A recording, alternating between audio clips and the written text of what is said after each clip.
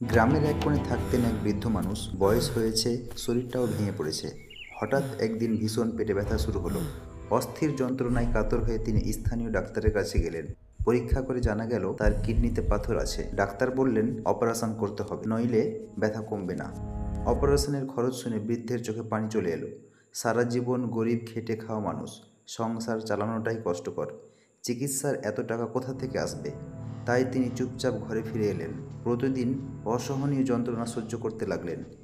দিন কেটে যাচ্ছিল, ব্যথায় রাতে ঘুম হতো না, হাঁটাচলা করাও কঠিন হয়ে উঠল। আশেপাশের মানুষ দেখেও কষ্ট পেত।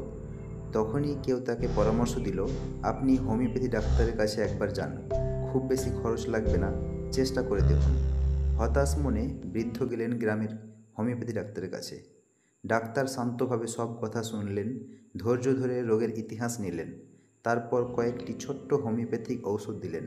অবিশ্বাস্য হলেও সত্যি, কয়েক সপ্তাহের মধ্যেই ব্যথা আস্তে আস্তে কমতে শুরু করলো। সেই ঔষধ খেয়ে ধীরে ধীরে তার কিডনির পাথর বের হয়ে গেল। আবার নতুন করে হাঁটতে পারলেন, খেতে পারলেন, হাসতে পারলেন। বৃদ্ধ কেঁদে ফেললেন আনন্দে। বললেন, আজ যদি হোমিওপ্যাথির কাছে না আসতাম, হয়তো এ যন্ত্রণায় মরতে হতো। হোমিওপ্যাথি আমাকে নতুন জীবন দিয়েছে।